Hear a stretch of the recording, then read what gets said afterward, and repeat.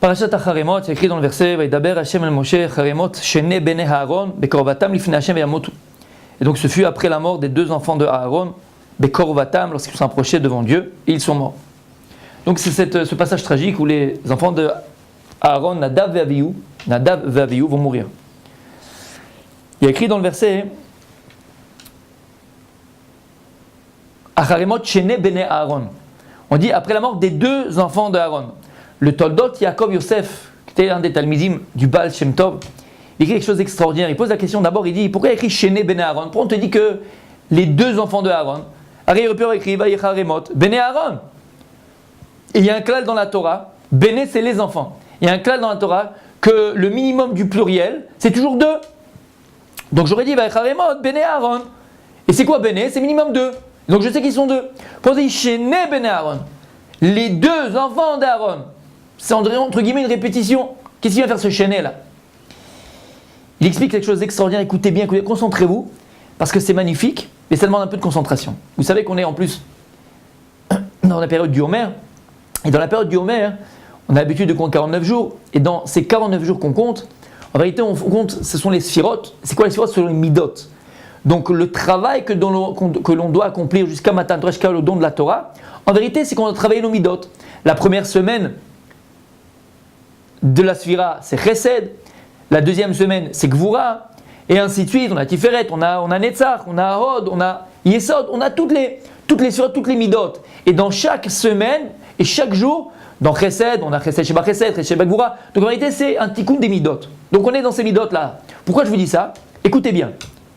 Il explique que Toldot Yaakov Yosef, à Kadosh Borou, il a donné deux enfants particuliers à Yaakov Avinu, Issachar et Zebulun. On sait que Issachar, c'est la Chokhma, c'est la Torah, et c'est la Mida de Netzach. Netzach, c'est la Torah. Netzach, comme on sait, c'est ce qu'on le traduit, Netzach, c'est éternité, parce que la Torah, elle est éternelle. Et Netzach, c'est Nitzachon, c'est aussi la victoire. Pourquoi? Parce que l'émet de la Torah, la vérité de la Torah, c'est elle qui gagne et c'est elle qui vaincra. Donc Issachar, le symbole de la Torah, c'est la Chokhma, c'est la Mida de Netzach. Zvulun, lui, c'est celui qui travaille. C'est Osher, c'est la richesse. Et lui, sa Mida, c'est Bina. Bina, c'est elle qui amène la richesse. Et cette Mida, elle est Loveshet, elle s'habille dans Od. Donc on a deux choses. On a Issachar et Zebulun. Issachar, c'est la Torah, c'est la Chokhma, et sa Mida, c'est Netzach. On a Zvulun, qui lui c'est le Osher, donc c'est la richesse, c'est l'argent, c'est la Parnassa. C'est la Bina qui va s'habiller dans le Hod. Maintenant, Kadosh Baruch Hu, qu'est-ce qu'il a fait? On connaît tous Issachar et Zebulun. On connaît tous l'association entre Issachar qui étudie la Torah et Zebulun qui va travailler, donc la richesse, et ils vont tous les deux s'associer. Et donc la Torah de Issachar va être pour Zebulun, et Zebulun va subvenir aux besoins de Issachar. Donc en vérité, qu'est-ce qu'on doit faire? Le travail de Issachar et Zebulun, c'est arriver à associer les chaber, ces deux notions et ces deux midot, qui sont Netzach ve'od. Netzach ve'od. Yafé me'od. C'est pour ça que lorsque Yaakov Avinu va faire la guerre contre le malach de Esav, il dit qu'à la fin il a vu qu'il ne pouvait rien faire contre Yaakov. Où il va le taper? Bekaf yirech Yaakov. Sur la hanche. Il dit les Chachamim, une des explications, c'est quoi la hanche? Yaakov, c'est la Torah. Yaakov, c'est la Chokhma. C'est Yaakov, c'est l'étude de la Torah. Talmidei Chachamim. Le Satan, le Yetzer Hara, l'ange de Esav, va taper Yaakov sur la hanche. C'est quoi le symbole de la hanche? C'est les Tomchei Torah, disent les Chachamim. Ceux qui vont soutenir la Torah. Donc c'est sur Zvulun. Ils vont taper Zvulun. Ils vont taper la Mida de Hod. Pourquoi? Pour empêcher l'association entre Issachar et Zvulun. Entre celui qui étudie et celui qui vient subvenir aux besoins de celui qui étudie. À cette association-là ancestrale entre Issachar et Zvulun, qui est le Ikar HaIkarim du Ham Israël, qui fait que la Torah d'Israël ne se perd pas. Parce que Zvulun vient aux besoins d'Issachar. Et que Zvulun réussit dans ses affaires grâce à la Torah de Issachar. Et c'est pour ça qu'il va taper sur la hanche, il va taper sur les Tomchei Torah, sur le Zvulun, sur celui qui vient aider et subvenir aux besoins de celui qui étudie. Donc, si on a compris ça, il dit le Toldot Yaakov Yosef, le Zohar HaKadosh nous dévoile que Nadav et Avihu, le Zohar, il les appelle Shtepalga de Goufa. Il les appelle deux parties du corps, deux corps différents, deux corps distincts, deux parties distinctes. Nadav et Avihu, c'est la mida de Netzach et la mida de Hod. Comme ça, il dit le Zohar. C'est-à-dire que Nadav et Avihu, c'est Torah et Osher. C'est Issachar et c'est Zvouloun. Alors pourquoi ils sont morts? On te dit Shene ben Aaron, Ve'amutu, et ils sont morts. Pourquoi ils sont morts? Où il était le problème? Parce qu'elle te dit la Torah, il y a eu un problème. Veikru ish martato. Lorsqu'ils sont venus pour amener le korban qu'ils ont amené, à Kajrou le sacrifice, ils ont amené écrit Veikru ish martato. C'est quoi? Ils ont pris chacun leur korban, on va dire, leur encens. Habibi, ils l'ont pris chacun, pour ça qu'ils étaient séparés. On t'a dit que le travail de Issachar et Zvouloun, c'est arriver à s'associer. Arriver à associer Netzar et Hod. Nadav et Avihu, c'était deux parties. C'était Issachar et Zvouloun. C'était Netzar et Hod. C'était Torah et Osher. C'était la Torah et la richesse.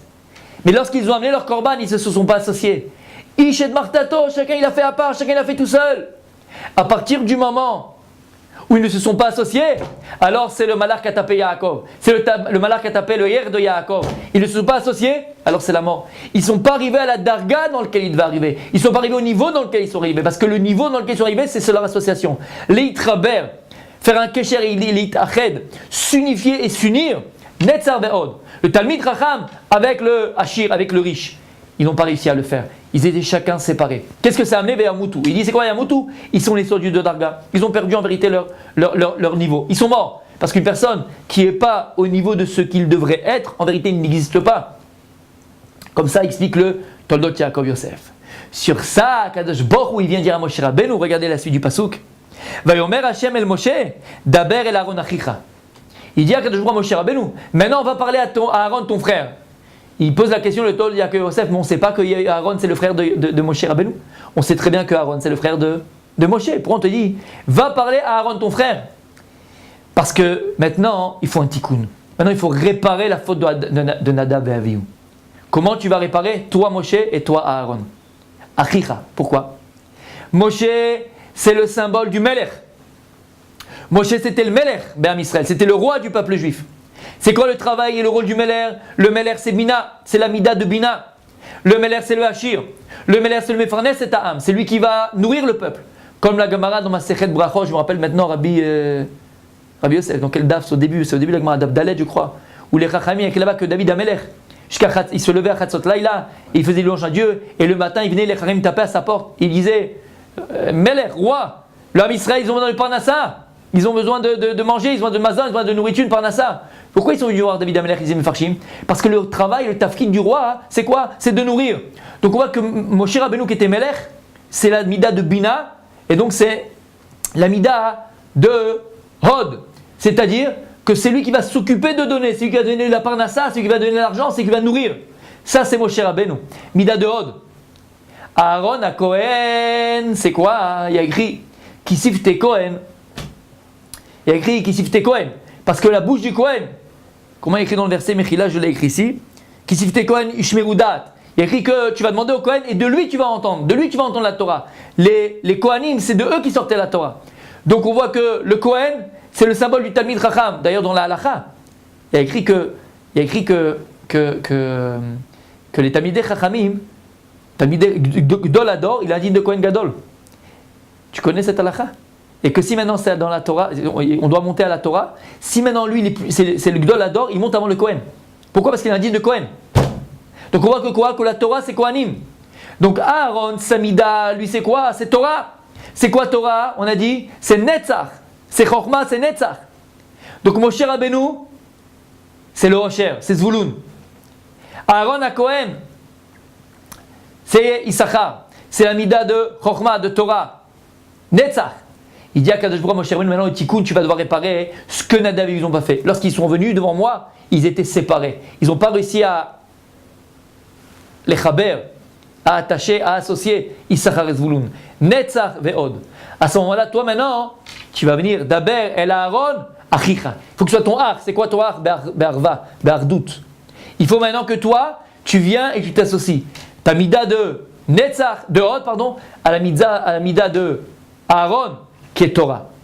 Et en faisant ça, tu répareras le bgam, entre guillemets, ce que Nadav et Avihu eux-mêmes n'ont pas réussi à faire, c'est-à-dire qu'à associer ce Isser Zvoulun, la Torah, avec le Osher.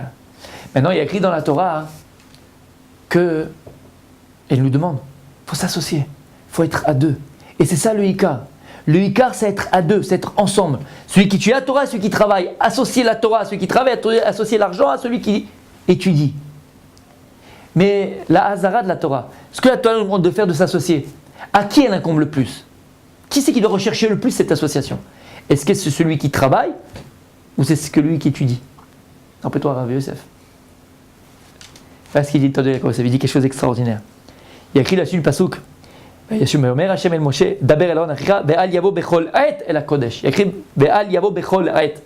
il ne viendra pas à tout instant dans le Bet Kodesh Golim, dans le Saint des Saints.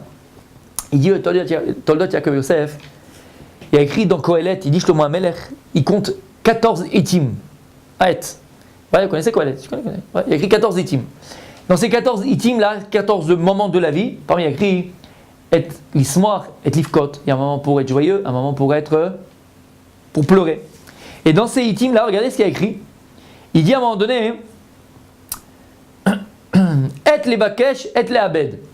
Il y a un moment pour recevoir, un moment pour perdre. Et les ob et l'isno. Un moment pour aimer et un moment pour haïr. Et milchama et shalom. Un moment de guerre et un moment de paix.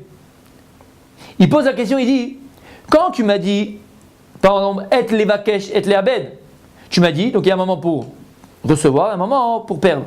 Et les heov et l'isno. Un moment pour aimer, un moment pour haïr. Tu m'as mis un lamed, les heov, l'isno. Mais quand tu me parles de guerre, tu dis, et milchama. Et shalom, tu n'as pas dit la milchama ou et les shalom, il n'y a plus le lamed. Il dit pourquoi il n'y a plus le lamed?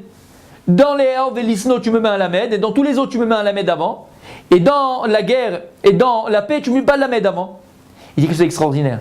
Il dit en vérité parce que milchama et shalom, ça vient expliquer et les Haov et l'Isno. Il dit comme ça. Quand c'est et milchama, quand c'est beshat milchama, lorsque c'est un moment de guerre, alors et l'Isno. C'est un moment où tu dois haïr. Quand on te fait la guerre et quand il y a la guerre, c'est un moment où tu dois haïr. Pas faire « Oh le pauvre !» C'est la guerre. Pas de pitié. Pas de pitié quand c'est la guerre. En fait, ça vient t'expliquer ce que ça veut dire. Et milchama, ça va être l'isno. Quand c'est un moment de guerre, c'est un moment de haine.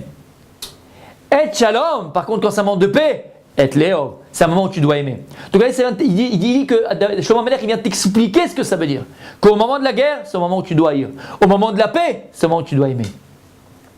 Sur ça, il te dit, si on a compris ce principe, alors il dit comme ça. Il y a écrit dans la Torah, Val yavo bechol et et la kodesh. C'est quoi qui ne doit pas venir bechol et et la kodesh? Il dit, si maintenant Zvulun, celui qui tue à droite, Tamil Chacham, il voit que c'est et milchama. C'est quoi et milchama? Il voit que celui qui travaille le Zvulun, lui il ne recherche pas Bémet. Il ne recherche pas celui qui étudie. Il ne recherche pas ça être l'isno. Au contraire, il le méprise. Il méprise. Eh, tiens, prends 10 shekels, prends 10 euros, tu me fais pitié, parasite. Il voit qu'il n'est pas marich. Comment on dit marich en français? Il ne donne pas de valeur et d'importance à la Torah. Il ne dit pas, voilà, la Torah c'est important, je vais m'associer à toi, je te recherche. Non, au contraire, il est méprisable. Ne le recherche pas. Être l'isno, toi aussi, refuse, ne prends pas. Ne t'associe pas à lui. Si tu vois que c'est le milchama, il n'est pas entier zvouloun avec toi. Il ne veut pas te donner. Parce qu'il n'a pas la valeur véritable de ta Torah. Ne prends pas. Par contre, et léov, et shalom, et léov. Si tu vois que c'est et les shalom, si tu vois que Zvulun, il est marichotra, il aime ta Torah, il veut ta Torah, il a la valeur de la Torah, il voit, il comprend et il sait que c'est important la Torah, et léov.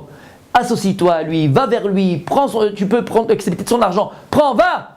Parce que maintenant, c'est et léov, parce que c'est et shalom, parce que tu vois qu'il te recherche, parce que tu vois qu'il veut, parce que tu vois qu'il est marich et ta Torah.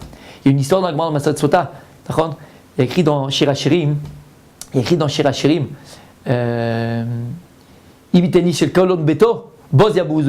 même si un homme il te donne tout son argent, boz yabouzulo, méprise-le. La Gemara dans Sota, elle dit de qui on parle? On parlait de quelqu'un que lui, c'est un Tamid Chacham, il a étudié, il était très pauvre. Il avait un frère très riche. Et pendant 50 ans, 20 ans, son frère, il leur a donné même pas un shekel. Et ce Talmid, cet élève-là, il est devenu grand, c'est devenu un Tana Eloki. Tana, il est devenu. Lorsque son frère, il a vu qu'il est devenu quelqu'un de très important, Rachoub, les gens, ils se venaient pour lui, les gens, ils parlaient que de lui. Il est venu voir et dit, mon frère, oh là là, depuis 20 ans, allez, viens, je te donne 1 million d'euros. Je dis, Boz Yabouzulo, j'ai pas besoin de ton argent. Si tu m'avais donné quand j'étais rien encore, et t'avais été marié, tu avais la valeur de la Torah, et tu croyais en moi, j'aurais pris ton argent. Maintenant, j'ai pas besoin de ton argent, j'ai pas envie. C'est exactement ce qui se passe. C'est exactement ce qu'il est le Yaakov Yosef. Donc, la Hazara, d'Akadosh Baruch Hu, il te dit, Valeu bechol et la Kodesh. C'est quoi la Kodesh? Ne viens pas bechol et. C'est pas bechol et. C'est pas à tout instant que tu peux venir. Si c'est et milchama, si c'est et lisno, si maintenant tu vois que Zvouloun, il n'est pas entier avec toi, il n'a pas la valeur de la Torah, alors ne t'associe pas à lui. Ne prends pas. Attends que ce soit et shalom, que ce soit un moment de shalom, un moment de paix, un moment où il est marich, un moment où il a la valeur de la Torah. Parce que là, c'est une vraie association. Une vraie association, c'est quand l'un et l'autre croient chacun en l'autre. Quand chacun il apporte Behemet à l'autre. Voilà ce qui est écrit ici. Le moussard extraordinaire de tout ça, c'est quoi? C'est qu'en réalité, on a chacun notre part à fournir. On a chacun notre part dans la Torah. On n'est pas tous faits pour la même chose. Il y a Issachar, il y a Zvouloun. Comprends qu'on a tous une part extraordinaire. Mais Akadosh Baruch Hu nous a tous créés différents pour une seule raison, pour qu'on s'associe. Quand tu prends le Netzach, la Mida de Netzach et Mida de Hod, il dit le Toldot Yaakov Yosef, on arrive à Yesod. Ça va donner naissance à Yesod. Yesod, c'est le Mida de Yosef Hatzadik, c'est le Shalom. Qui a reçu le Shalom? Il nous dévoile le Zohar, c'est Pinchas. Il dit qu'un jour je vais donner mon alliance Shalom. Et il dit le Zohar que Pinchas, il avait la neshama de Nadav ve'Avihu. Parce que lui, Pinchas, il est arrivé à cette association véritable entre Netzach et Hod. Donc il avait le Shalom. C'est quoi le Shalom dans l'âme Israël? Le véritable Shalom dans l'âme Israël, c'est que chacun comprenne qu'on a tous une part dans la Torah. On a tous un rôle à jouer. Et qu'Akadosh Baruch Hu nous a donné une mission à accomplir. La mission ne pourra être accomplie que si on s'associe tous ensemble dans ce que l'on est, de manière véritable, entière, et que chacun sache donner de la valeur à l'autre. Zvouloun, tu travailles, ton travail il est kadosh, parce que maintenant tu viens et tu vas aider les yeshivot, tu vas aider les kolélim, tu vas aider les gens qui utilisent la Torah, tu vas aider les pauvres, tu vas aider les autres. Et Zvouloun doit comprendre que ce que lui donne Issachar, c'est beaucoup plus que ce que lui donne à Issachar. Beaucoup plus grand. La Torah d'Issachar, elle n'a pas de valeur. Elle est inestimable. Netzach, elle est éternelle. Et que toute sa réussite matérielle ne dépend que de la Torah de Issachar. Lorsqu'on arrive à s'associer de manière vraie entre Netzach et Hod, on arrive à Yesod. Yesod, c'est les fondements. Alors le peuple juif, il est solide pour l'éternité. Shabbat shalom.